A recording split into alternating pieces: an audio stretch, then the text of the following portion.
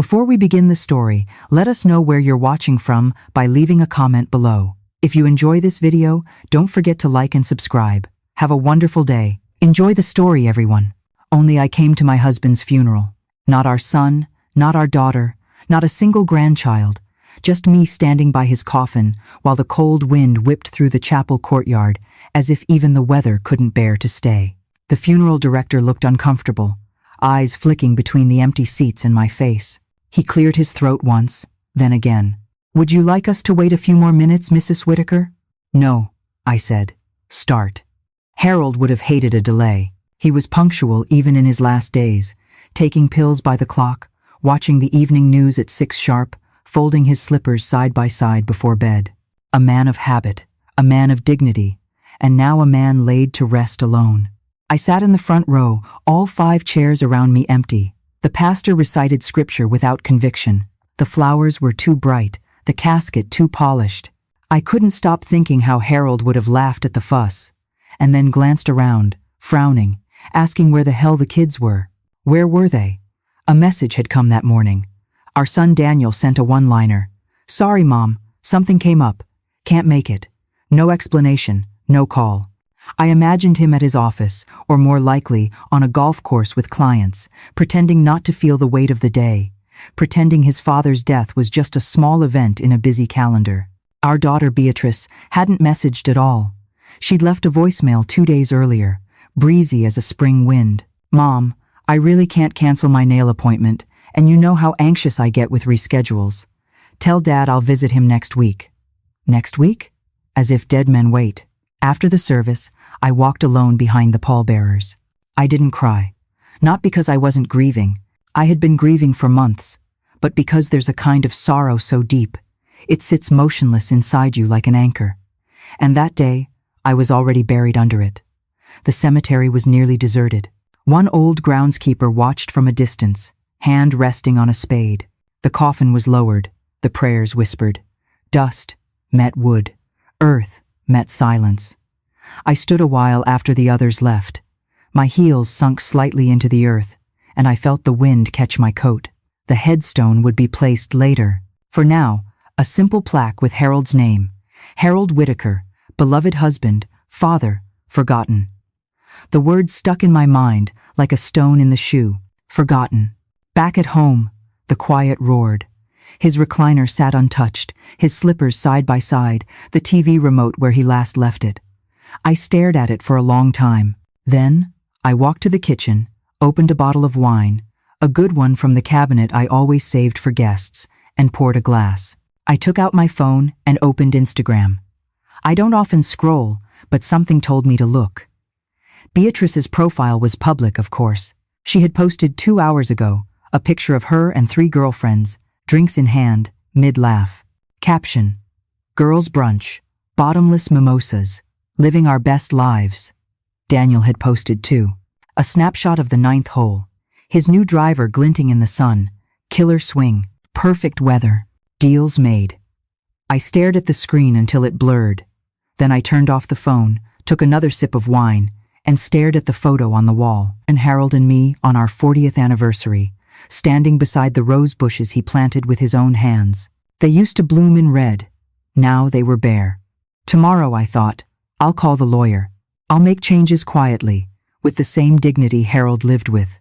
Because if I was the only one to show up for his last goodbye, I would be the only one to carry out his final will and theirs. That evening, I sat alone in our kitchen, the same room where Harold used to peel apples with the precision of a surgeon, slicing them into neat little crescents and lining them on a plate. He'd always offer me the best piece, the one with the most sunshine, he called it.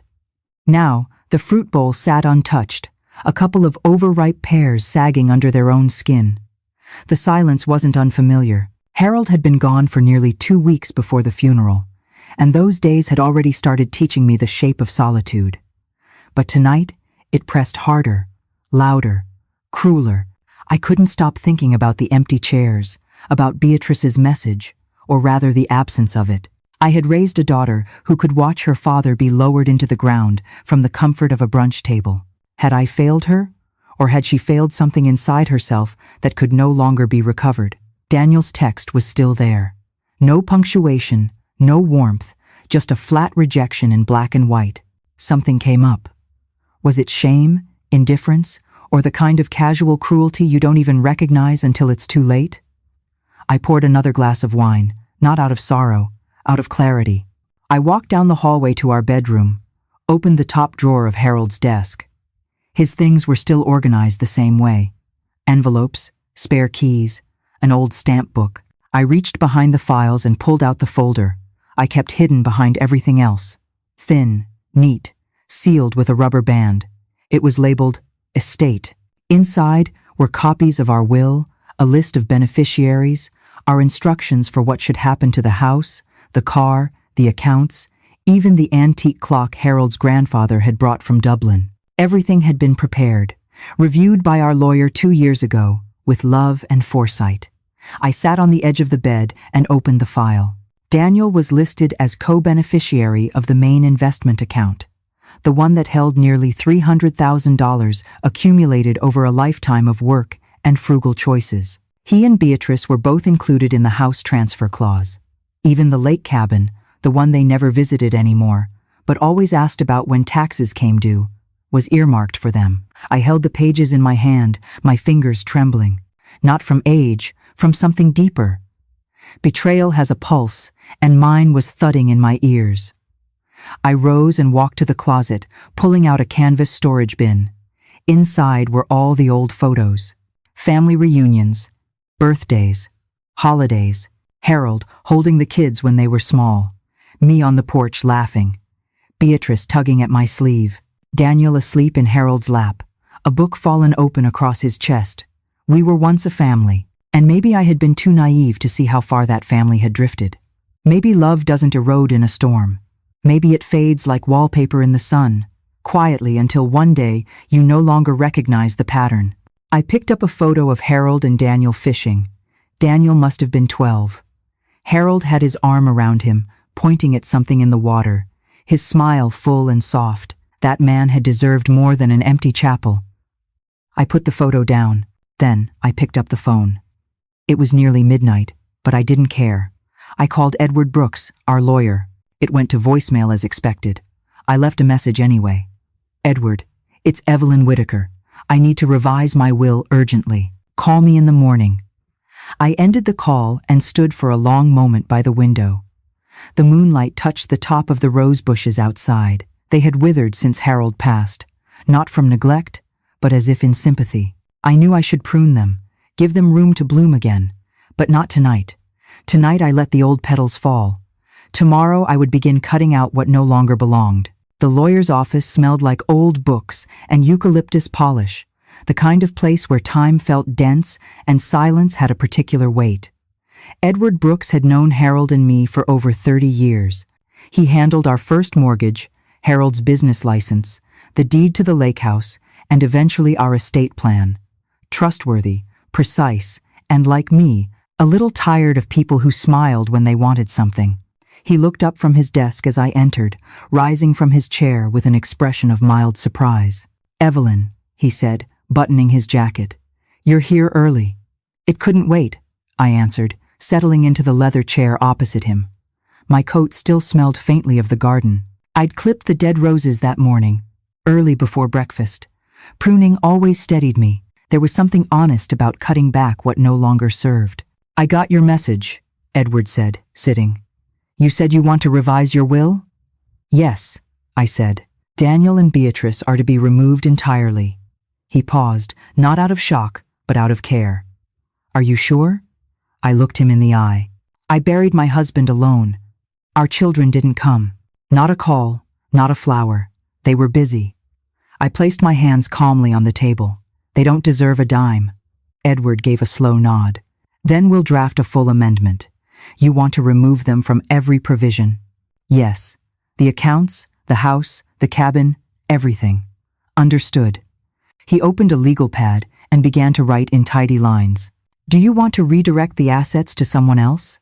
I thought of Liam, my grandson, Beatrice's boy, the only one who ever visited without needing something, who mowed my lawn in July not because he was asked, but because he said I shouldn't be sweating out there, Who brought me library books and asked my opinion on them? Who once said, "Grandma, I like talking to you more than to kids my age"? I took a breath. "Yes," I said. "I'd like to set up a trust for Liam. I want him to have the house, the cabin, and the remainder of the estate. I want it structured carefully, protected from his parents' reach." "That can be arranged," Edward said with the kind of dry professionalism I appreciated. "We'll create an irrevocable trust in Liam's name. He won't have full access until he's 30, unless for education or medical expenses. Does that sound acceptable?" "It sounds perfect." We spent the next hour reviewing details, paper after paper, clause after clause. I didn't flinch.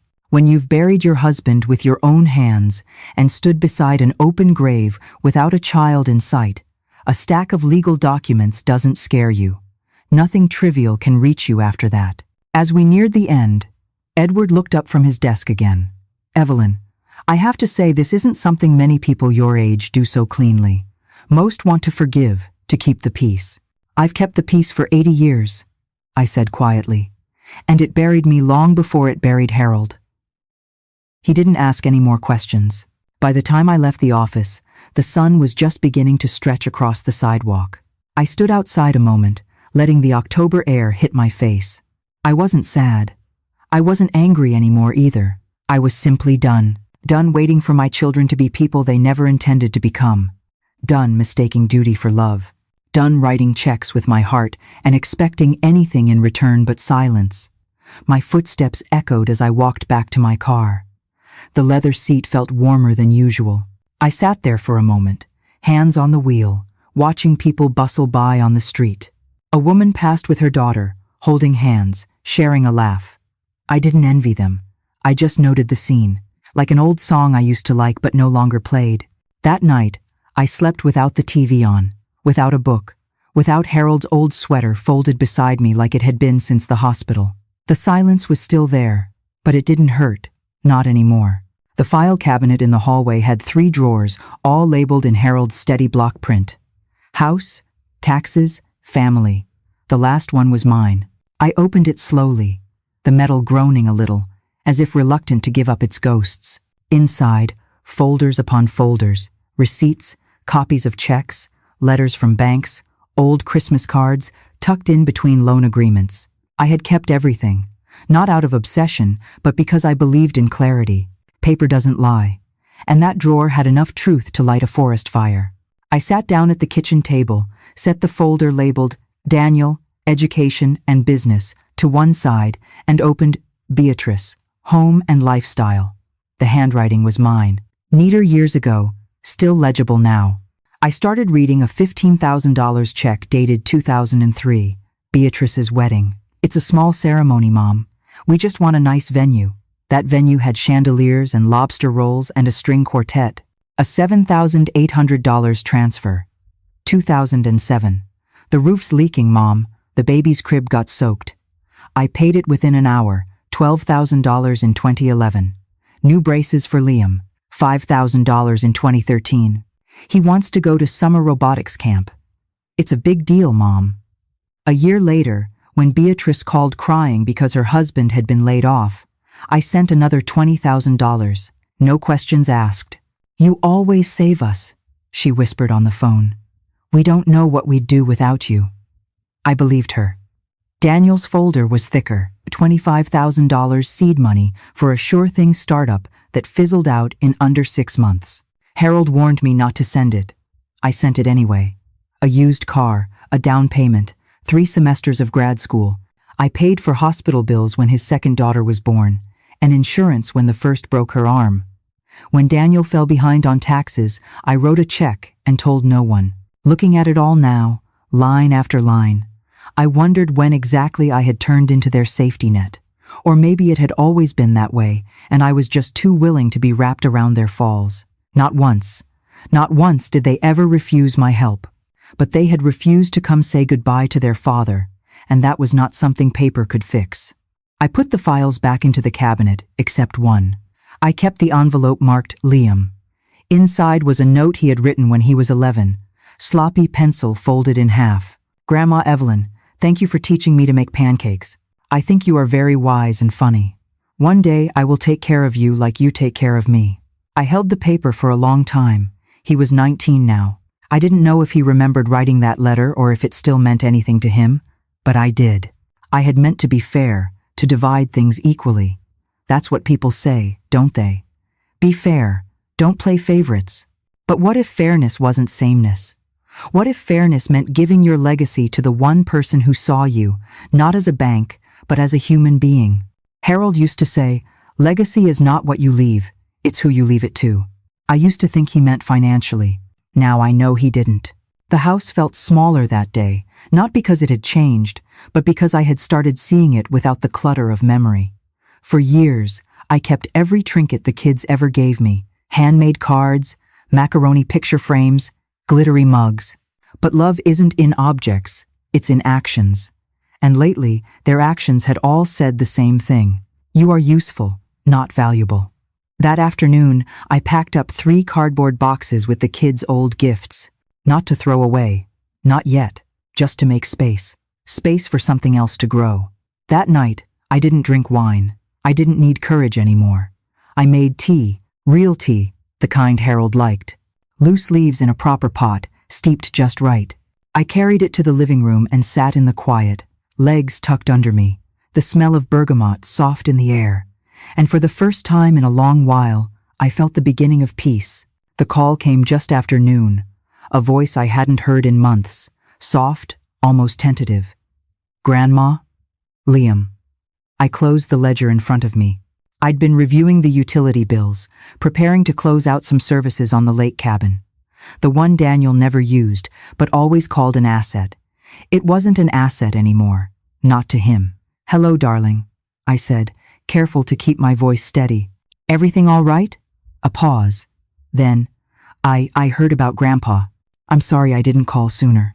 I waited, not because I wanted to punish him, but because I needed to hear whether the next words were genuine.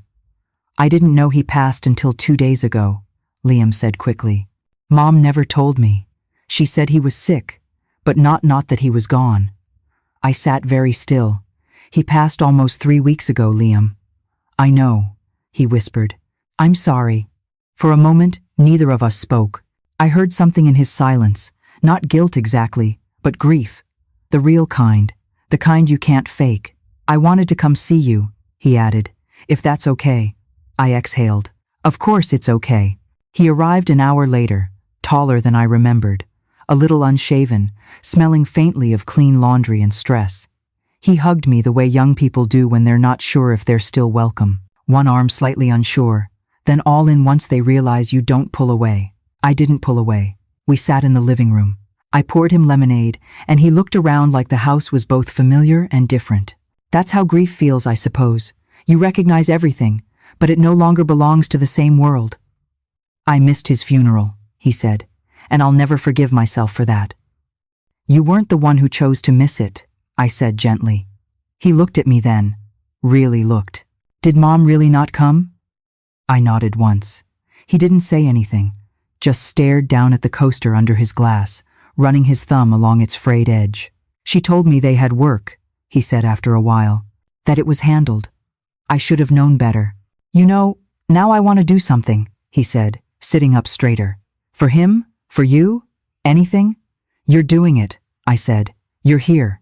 He looked unconvinced. I hesitated, then rose and returned with a manila envelope. Inside were the trust papers. Unsigned, unfiled, but real. I hadn't brought them to the bank yet. I wanted to see Liam's face first. I handed the folder to him. He opened it, brows furrowing, read the first few lines, then looked at me alarmed. Grandma, what is this? My plan, I said simply. This is everything. The house, the cabin, even the savings accounts. Yes, but why me? His voice cracked. Why not Mom or Uncle Daniel? I could have said many things. I could have talked about their absence, their cruelty, their parties and excuses, but I chose a different truth. Because you're the only one who came back without being called. He stared at the papers, then set them down gently, as if afraid to break something. I don't know what to say, he murmured. You don't have to say anything. Just remember who you are, and remember what love looks like when it's real. His eyes were wet now. He wiped them with his sleeve like he used to when he was a boy and didn't want anyone to see he was crying. We sat there for a long time, not speaking, just being, the way Harold and I used to sit in the evenings, two people who didn't need to fill the air with sound to feel close. As he was leaving, Liam turned to me at the door. "If I come over next weekend, could we make pancakes again?" I smiled full and soft for the first time in days. "We'll even use the good syrup." Beatrice showed up the next morning. I knew she would, not because she missed me, not because she needed comfort, but because I had stopped answering her messages. She arrived without warning, the tires of her black SUV crunching the gravel too fast, like she was late for something more important. She didn't knock, just walked in like she always used to, like the house still belonged to her in some invisible way. "Mom," she said, dropping her oversized handbag on the hall table, "I've been trying to reach you." I didn't get up. I was folding laundry slowly, deliberately, matching socks like it was the most important task in the world. "I've been busy," I said. She scoffed softly. "Busy with what?" I didn't answer. She walked into the kitchen, poured herself a glass of water without asking, and leaned against the counter like she owned the walls. "So," she said, "is it true?" I looked at her. "What are you referring to?" She tapped her nails against the glass. "Liam said you're changing your will." I finished folding a shirt and placed it neatly in the basket. "I am. To exclude Daniel and you." "Yes." Beatrice laughed, short, bitter. "Are you serious? After everything we've done for you? Everything you've done?" I looked up at her now, folding done, hands still. "You didn't come to your father's funeral, Beatrice. You didn't send flowers. You didn't call. You didn't even ask."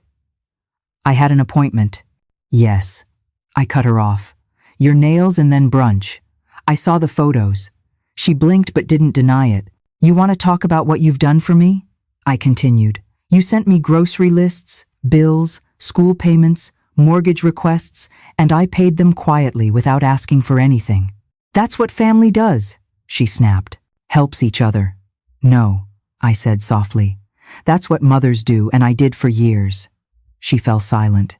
"Your father built this home with his bare hands. He didn't have much, but he had pride. He taught you that respect is measured in actions, not words. And you couldn't give him 2 hours for a goodbye. That's not fair, is it?" She stared at the floor.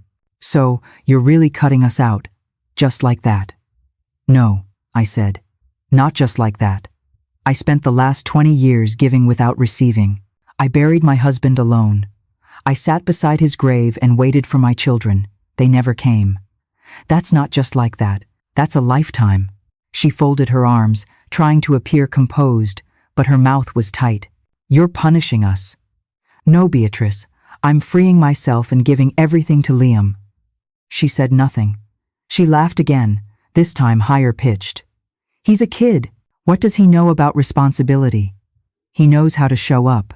The silence that followed was thick. I thought she might cry.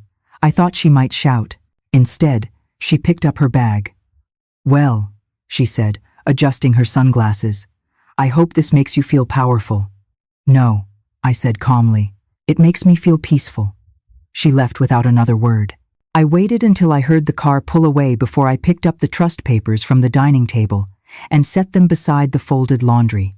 Later that evening, I found a letter on the doorstep. No stamp, no envelope, just paper creased and smudged.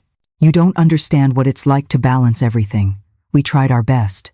Maybe we failed, but cutting us out like this isn't the answer." I read it twice, then folded it in half and placed it in the drawer marked miscellaneous, because that's what it was now. Just another piece of paper. Too little, too late. Daniel came the day after. He didn't barge in like Beatrice. He knocked twice, waited, then knocked again. I opened the door slowly, already knowing he wouldn't come alone, and he didn't. Behind him stood Victoria, his wife, wearing her usual stiff smile and a scarf too expensive for the weather. She nodded at me like I was a stranger she'd agreed to meet as a favor. "Mom," Daniel said, his voice calm, rehearsed. "Can we come in?" I stepped aside. He looked around the house like someone walking through a museum of a life they no longer recognized. I led them to the sitting room. They didn't take off their coats. "I heard from Beatrice," he began, And from Liam. I imagine you did. He cleared his throat. I think there's been some confusion. I said nothing. Victoria crossed her legs delicately, the diamonds on her finger catching the afternoon light. We understand this is a difficult time, Evelyn. Emotions run high after a loss. I looked at her. You didn't come to his funeral either. She blinked. I had a client dinner. Very important deal. International. Daniel shifted. Mom, listen. I should have called. I should have come, but I didn't know how to. I thought maybe… No, I interrupted. You thought maybe if you ignored it long enough, it would become someone else's grief. He looked away. I waited. I continued. I sat in a room built by your father's hands alone while they lowered him into the ground, and not one of you showed up. Daniel opened his mouth, but Victoria put a hand on his knee. A signal. Let her speak. We understand you're upset, she said, and it's your right to change your will. But let's be reasonable. Liam is a child. He's 19. Yes, but he's not experienced. He doesn't know how to handle a trust or manage a property. He could be manipulated. I raised an eyebrow. By whom? Victoria didn't flinch. By people who know he's inherited something valuable. Like you, I thought. Daniel tried again. Mom, I know I've disappointed you. I know I haven't been the best son, but you have to admit this is a bit extreme. No, I said softly. What's extreme is abandoning your father. What's extreme is living your life as if the people who raised you are disposable. He swallowed hard. So that's it. You're just cutting us off. You cut yourselves off. I'm just acknowledging the fact. Victoria stood. This could get complicated, Evelyn. Legally. I met her gaze. It won't. The paperwork's clean. My lawyer's good. And I've had time to think. Daniel looked older than I remembered, thinner at the temples, eyes hollow. I thought you forgave people. I do, I said. But forgiveness doesn't mean access. They didn't argue after that. They stood, thanked me with forced politeness, and left. Only after the door closed did I feel the tremor in my hands. Not fear, not doubt. Release. I sat by the window for a long time, watching the last light bleed out of the sky. The roses were almost bare now. Winter was close. Harold would have said, they'll bloom again. And they would, but not for everyone. The bank smelled like lemon cleaner and quiet power, the kind of place where old money moved slowly and nobody raised their voice. I hadn't been inside in nearly a year, but they remembered me. Mrs. Whitaker, the receptionist said, standing immediately. Mr. Larson will be right with you. I nodded politely and waited by the tall windows overlooking Main Street. Outside, people moved through their errands, heads down, busy. Inside, the world felt still, like something important was always just about to happen. Mr. Larson, Gregory, came out a minute later, as sharp as ever in his tailored suit. He looked like someone who'd never spilled coffee in his life. Evelyn, he greeted warmly, shaking my hand. I was surprised by your message. Good, I said. Surprise is good. He smiled, unsure, and led me to his office. Glass walls, a walnut desk, a single framed photo of his dog. Harold would have liked that. One honest face in a room full of finance. I understand you want to make some changes, he said, opening my account file. I already made them, I replied. I'm here to ensure they're carried through without delay. He looked over the notes, eyebrows lifting as he read. You've revoked all linked transfers, removed Daniel and Beatrice as beneficiaries, set up an irrevocable trust in Liam's name. That's a significant shift. Directament. I'm a significant woman, I said. He chuckled. Yes, you are. I leaned forward slightly. I want safeguards, Gregory. Ironclad, no appeals, no family representatives twisting his arm 5 years from now when they realize what they lost. We can structure the trust to prevent that. The disbursements will be controlled, contingent on educational use, housing, or healthcare until he's 30. After that, full access, but still protected. Would you like a co-trustee? No, I said. Liam can have a financial advisor if he wants one, but the decisions are his. I trust him more than I trust lawyers. That wasn't a slight against Gregory, just a truth. He adjusted his glasses. You understand this can't be undone easily. I don't want it undone. We went through everything: signatures, dates, final confirmations. It felt like building something. Not a house, not a business, something quieter, stronger, a boundary that wouldn't bend with guilt or grow soft with time. Before I left, Gregory folded his hands on the desk. "Evelyn, if I may ask, and you can absolutely tell me it's none of my business, but are you doing this out of anger?" I considered the question. "No," I said. "I'm doing it out of clarity." He nodded slowly. "That's rare." "No," I said again, more gently this time. "It's just late. It's rod and off to Lifton." When I stepped out into the afternoon light, it felt different, cleaner, somehow, lighter. Across the street was a coffee shop Harold and I used to visit after errands. I hadn't been there in years. The place had changed. Younger staff, louder music. But I walked in anyway and ordered a cappuccino. I sat near the window watching the street. A woman in her 30s walked by, pushing a stroller, her coat flapping open in the wind. She looked tired, determined, familiar. I sipped my coffee slowly. No phone in my hand, no urgency, just a cup, a chair, a full hour that belonged to no one but me. They always said this stage of life would be quiet. They didn't say how loud the peace could feel. Margaret Ellison lived 2 houses down and had done so since 1972. She and I weren't the type of women who called each other best friends, but we'd shared enough cups of tea and traded enough knowing glances over our fences that the silence between us had become a kind of language. She knocked around 5, carrying a tin of lemon shortbread and her usual gentle nosiness. "I saw Daniel's car here yesterday," she said as soon as I opened the door. "Did he bring flowers or just excuses?" "Neither," I said, stepping aside to let her in. "He brought his wife and a suit." "Oh," she said, and that one word was drenched in judgment. We sat in the living room, and I poured her tea, chamomile for her, strong black for me. She placed the tin between us on the coffee table and didn't open it yet. She waited. "I told them," I said, "everything, that they're out of the will, that Liam is the only one who ever came back without being asked." Margaret let out a long breath. "About damn time."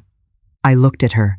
"I'm sorry, Evelyn," she said, softening, "but I've watched you chase their approval for years. Babysitting when you had your own doctor's appointments, writing checks while they took cruises, smiling when they forgot birthdays. I kept thinking, she'll snap one day. And thank God you finally did." "I didn't snap," I said. "I peeled back everything that wasn't love." Margaret smiled, better phrased. We sat in silence for a moment, listening to the faint hum of the refrigerator and the occasional gust outside. Fall was beginning to settle in, the kind of fall that smelled like old leaves and the edge of something ending. "Do you regret it?" she asked eventually. I shook my head. "I regret not doing it sooner." She opened the tin finally. The shortbread was perfect. Crisp edges dusted with sugar, buttery and soft in the middle. We each took one and chewed thoughtfully. "You know," she said, "my niece tried to get me to sell this house last spring. Said it was too much for me, that I should move to one of those senior villas near the lake. Everything's done for you, Auntie," she said. "Laundry, meals, even group outings. And what did you say?" I said I'd rather die in a house full of chipped mugs and my own silence than live in a place that smelled like bleach and other people's boredom. I laughed, a small, real laugh that came up from somewhere steady. Margaret leaned in. "You and I, we come from a generation that knows what endurance costs. We wore our spines down. Raising people who think love is measured in gifts and gratitude is optional." I nodded. "You're not cruel, Evelyn," she added. "They'll say you are. They'll whisper about how she cut off her own children. But what they won't say is that you were also the one who kept them afloat through every storm, even when they didn't bother to ask if you were drowning." I blinked hard, but nothing fell. We talked for another hour about her garden, the state of the neighborhood, the squirrels chewing on her gutter again. When she left, I hugged her longer than usual. That night, I didn't turn on the television. I pulled out an old letter Harold had written to me during his first business trip, tucked into a drawer I hadn't opened in years. "Evelyn, this house is never empty with you in it. You are the roof, the floorboards, and the lock on the door. Even when it feels like no one sees you, I do. I read it 3 times before sliding it back into the envelope. The house was quiet, but not empty. Not anymore.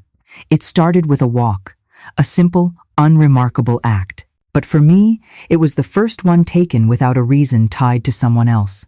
Not to fetch prescriptions, not to bring a casserole, not to return a dish I didn't ask to borrow. I just wanted to walk. The morning was brisk, not cold, the kind of air that sharpened your lungs but didn't bite your skin. I wore Harold's old windbreaker, a size too big, frayed at the cuffs, and felt oddly comforted by its weight. I walked the neighborhood slowly, not like someone exercising, but like someone remembering what still belongs to her. The Mapletons' house still had the same blue shutters. The Wilsons' porch swing creaked the same way it did when Harold used to say, "We should fix ours before that one finally falls." He never did. Neither did they. At the park, I sat on a bench under the old elm tree, the one that had split in a storm back in '99. It still leaned slightly, stubborn and alive. Across the path, 2 young mothers pushed strollers, chatting about sleep training and preschools. They didn't glance at me, and I didn't mind. I wasn't part of their world anymore. I didn't want to be. A woman sat down on the other end of my bench, maybe in her 42nd. She had that tired but functioning look I remembered from my own middle years. The kind of woman who makes 5 lists a day but forgets what she walked into the room for. We sat in silence for a few minutes. Then she said, not looking at me, "You come here often?" "Used to," I said, before people stopped needing rides and casseroles. She laughed softly. "That sounds nice. We didn't exchange names. We didn't need to. I'm here to clear my head," she said. "My daughter told me yesterday that she doesn't think she wants kids. Said she's not sure she sees the point." I raised my eyebrows. "What did you say?" I told her I didn't see the point of her 5 tattoos, but I managed to keep that to myself. I smiled. "You didn't keep it to yourself, though, did you?" She laughed again, more freely this time. "No, I didn't." We talked for 15 minutes about nothing important and everything that mattered. She left first, waving a little. I watched her disappear around the curve of the trail, and I felt something strange in my chest. A small opening like the cracking of a long frozen door. That night, I made dinner just for myself.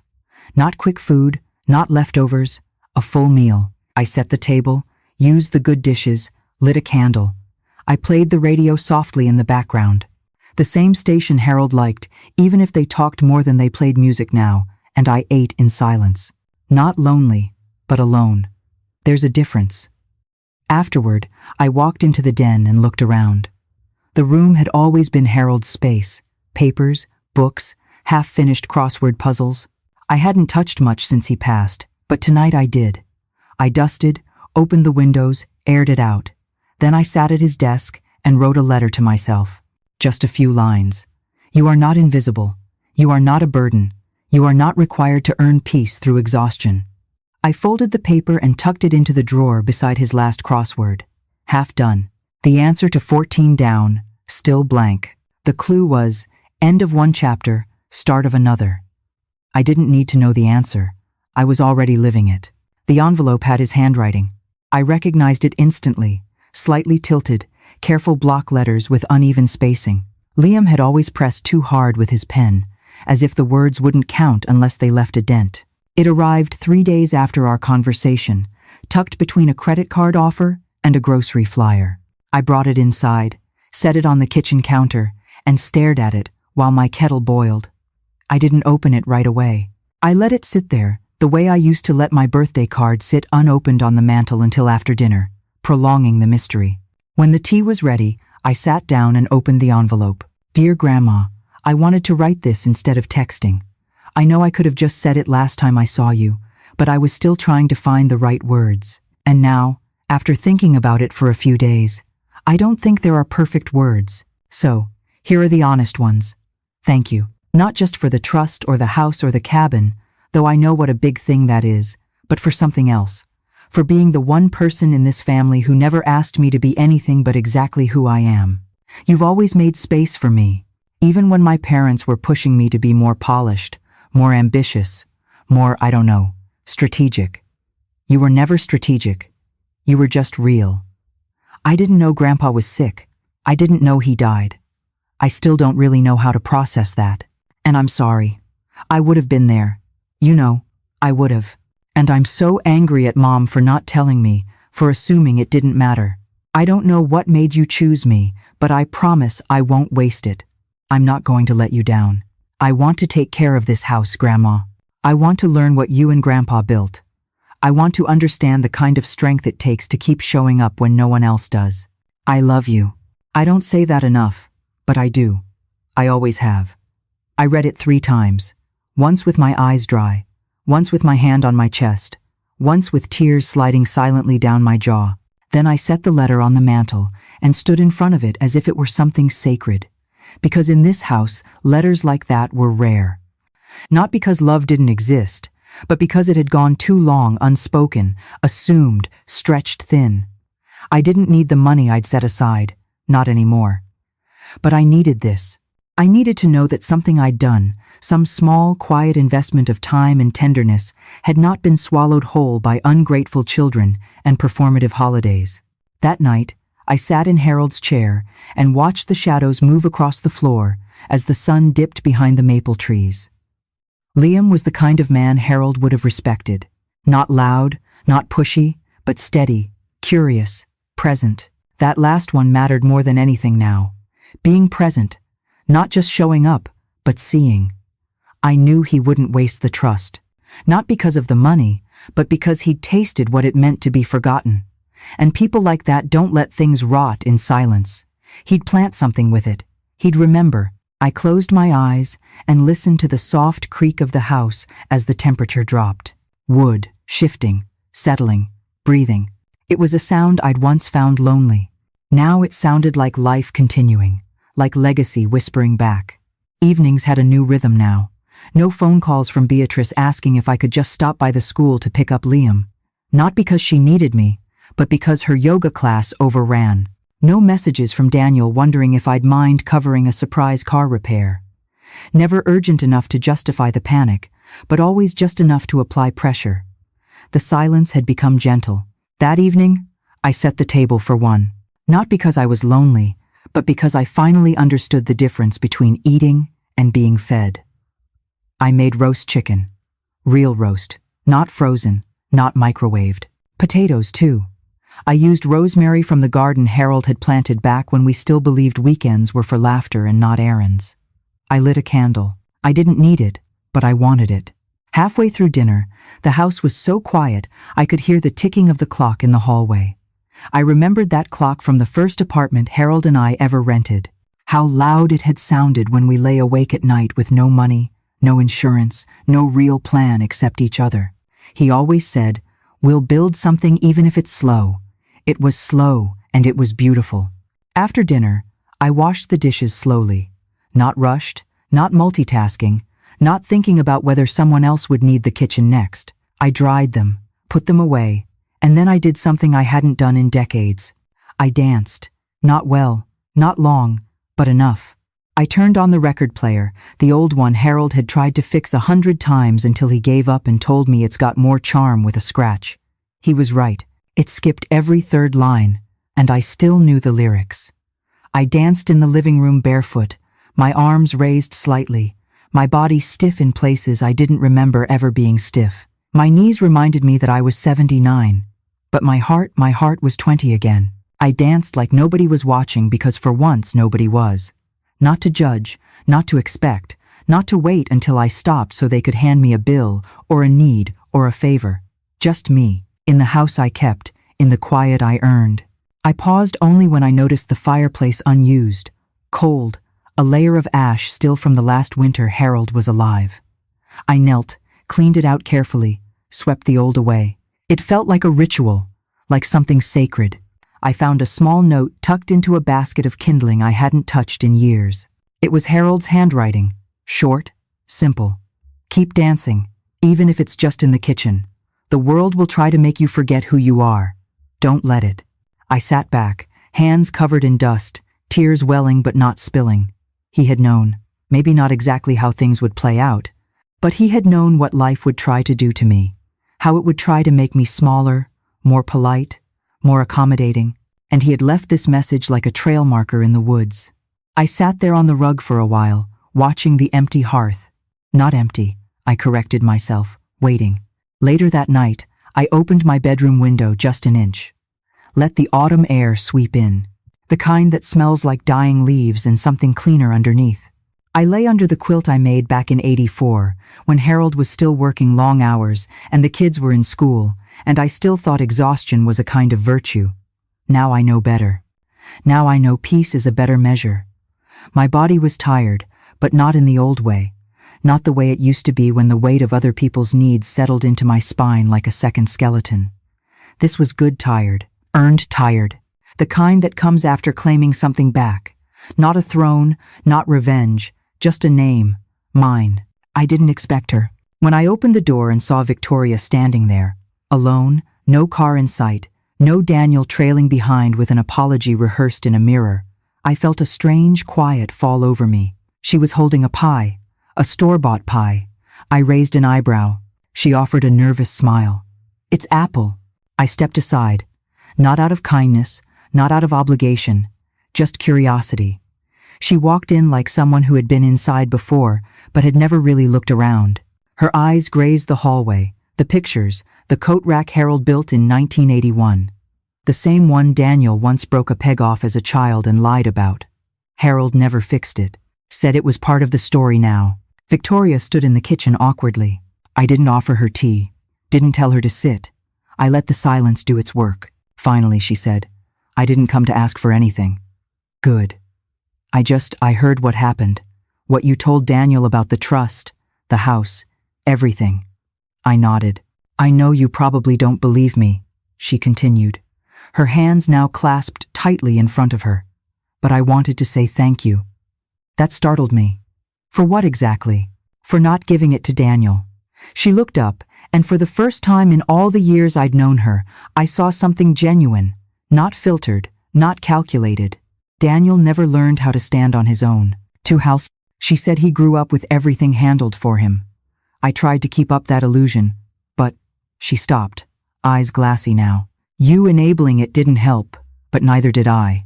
And now it's just who he is." I said nothing. She went on, "I know he blames you, and Beatrice blames you, but what they don't say is that you were the one holding the whole thing together while they complained about the way you did it." I leaned against the counter, arms folded. "So why are you telling me this now?" "Because I'm tired too," she whispered. We stood in that still kitchen for a long moment. No one moved. The pie sat untouched between us. She finally sat down. "I want you to know I admired Harold," she said. "He was kind to me, even when he didn't have a reason to be. And I know I never said thank you for everything you did, for the help, the money, the babysitting, the constant." "Yes." I watched her. "You didn't owe me thanks," I said. "But you owed him your presence when he left this world, and you didn't show." She looked down. "I know." There was no satisfaction in saying it, just truth, like brushing dust off a windowsill. She reached for her purse, not to leave, but to take something out. A small photo worn at the edges. It was a picture of Liam, maybe 5 years old, sitting on the swing in my backyard. I'd taken that photo on a Sunday. Victoria must have taken it from one of the Christmas cards I'd sent years ago. "He loves you," she said. "You know that, right?" I nodded. "I hope someday he loves someone like that," she added. "And I hope he knows how rare it is." She stood then, straightened her coat. "I won't take up more of your time," she said. "But I wanted to say it before the story gets rewritten, before they turn you into the villain in their version." She walked to the door and opened it herself. The wind caught the edge of her scarf. For a second, she looked younger, less lacquered, just a woman who had also spent a lifetime giving herself away to people who never saw it. She paused in the doorway. "Don't let them take your peace, Evelyn," she said. "They've taken enough." And then she was gone. I stood there a long time before I picked up the pie and placed it in the fridge, not out of sentiment, just because it would be good with tea tomorrow. A week later, I got a letter from the attorney. Not an emergency, just a confirmation. The new documents were filed. The trust was active. Liam's name now lived on every deed, every account, every line where Daniel and Beatrice's names used to be. It felt quiet, not triumphant, Not dramatic, just steady, like a book finally closed after sitting too long open, pages curling in the air. I took the envelope into the garden. The roses had finally given in to the cold. Harold used to say, "They surrendered with dignity." And I always liked that phrase. Now I knew what he meant. There's a way to let go that doesn't look like defeat. I sat on the bench and ran my fingers over the paper. It was real now. All of it. Not just a decision made in grief or anger. It had settled into me. Into the house, into the garden. I had done what needed to be done. And strangely, I felt something else too. Not relief, not pride, permission. Permission to start again, even if it was just with the small things. That afternoon, I brought out the sewing machine. It had been packed away since before Harold got sick. I cleared the table, oiled the wheel, threaded the bobbin with the same quiet care my mother once taught me. I didn't need to make anything important. I just wanted to hear the hum again, that soft working rhythm that reminded me of women who kept going, no matter how much they carried. I made new curtains for the kitchen. They didn't match anything. Bright blue with clumsy white stitching, but they were mine. The next morning, I got up early and made pancakes. Real ones from scratch, not from a box. I set 2 plates on the table. I knew Liam would come. He always came when he said he would. He arrived just after 9, carrying a bag of groceries I hadn't asked for. "Just thought you might want something fresh," he said. I smiled. "You want to learn how to make them today?" "Yeah," he said. "I do." We cooked together. I showed him the trick to flipping without tearing, how to test the pan's heat with a drop of water, how to fold the batter without losing the air. He listened, really listened, not the way Daniel used to, impatient, always looking for the shortcut. "You're good at this," he said, biting into the first one. "I've had time to practice," I said. He poured more syrup and grinned. "You know, I think this place could be something." I looked at him. "The house," he said. "I don't just mean keeping it. I mean using it maybe for others, like a space for people who don't have a place to go, or even a little garden workshop. Teach people things." I felt something open inside me I didn't expect. Hope. Not the loud, desperate kind, the soft, patient kind. "I think your grandfather would like that," I said. He nodded. "Maybe I'll start with the porch. Needs fixing." "You'll need real tools," I said. "Not those college boy ones in plastic kits." He laughed. "Guess you'll have to teach me that too." We ate the rest in easy silence. After he left, I stood at the sink washing dishes, the window open, new curtains swaying gently. The wind smelled of dry leaves and something faintly sweet. Maybe cinnamon, maybe memory. I looked out at the yard. The roses were gone for the season. The bench was cold. The trees stood bare but upright. And for the first time since the funeral, I felt no weight pressing down on me, just the shape of what was next. Something Liam would build. Something I had cleared the space for. The first snow fell lightly, just a whisper of white dust across the yard. The kind that doesn't stick yet, but tells you the season has truly changed. I watched it from the back porch, wrapped in my thick cardigan, coffee in hand. Liam was out front, measuring the steps with a small level, mumbling to himself like Harold used to when he worked. It had been a month since I signed the papers. The world hadn't applauded, the sky hadn't opened, but something in me had shifted. A weight carried for decades was finally gone, and what replaced it was not anger, not victory, just space. I had made room for something new. The kids hadn't called again. Beatrice had sent one text. "I hope you're proud of what you've done." I hadn't responded. Daniel's silence was longer, deeper, a void that no longer asked to be filled. I didn't chase them. Let them tell their version. Let them paint me cold. I'd lived long enough to know that people will always rewrite the truth to make their shame more comfortable. But I knew what happened. I knew what I gave, and I knew what I reclaimed. The truth didn't need to shout. It just needed to stand. Liam knocked gently on the back door. "Grandma, you want to see the new railing?" I set down my mug and followed him out front. He'd done well. Sanded, stained, sealed it against the weather. The porch, for the first time in years, looked like someone cared about it again. Harold would have said it leans a little to the left. I smiled. Liam grinned. So does everyone in this family. I laughed real loud, open. A laugh that hadn't lived in me for a long time. He stood beside me, wiping his hands on a rag. I was thinking maybe next spring we could start a little garden out front. Not just flowers, vegetables, herbs, something that grows. I looked at him, and I saw not just the boy I used to tuck in, but the man who had chosen to show up. That sounds just right. We went inside. The cold starting to bite now. I made soup. He fixed the squeaky cabinet. I showed him where the breaker box was. He asked about the attic insulation. We filled the day with the small necessary things that make a life. Not the kind you take pictures of, but the kind you miss when they're gone. That night, after he left, I wrote one more letter. Not for court, not for lawyers, for myself, to the woman I used to be. You tried longer than you should have. You bent yourself into shapes that didn't fit, spoke gently when you should have stood tall, gave when you should have said no, but you also loved fiercely. And that is not a mistake.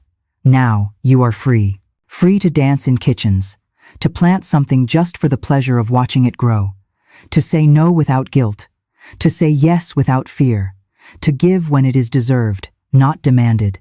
You are not cruel. You are not bitter. You are clear. And that finally is enough. I folded the letter and placed it in the same drawer where I'd once kept the old family photos. Not to hide it, just to know it was there. Like a lighthouse I had built myself. Before bed, I stepped outside one last time. The stars were sharp, the cold deeper now. I looked up at the sky and whispered, he would have been proud. Not of the decision, not even of the strength, but of the fact that I had finally chosen peace. Not loud, not showy, just mine. So, here's what I'll leave you with. You who have read this far, who may have your own silences, your own aching rooms, your own unspoken boundaries. Do not wait for someone to hand you peace. Choose it. Do not confuse love with obligation. Do not confuse duty with worth. And if your house is full of noise, but no one hears you, make a new kind of quiet. One where you are no longer invisible. One where you do not have to disappear to feel safe. If this story found something true in you, share it, tell someone, or just hold it close and know it is never too late to come home to yourself.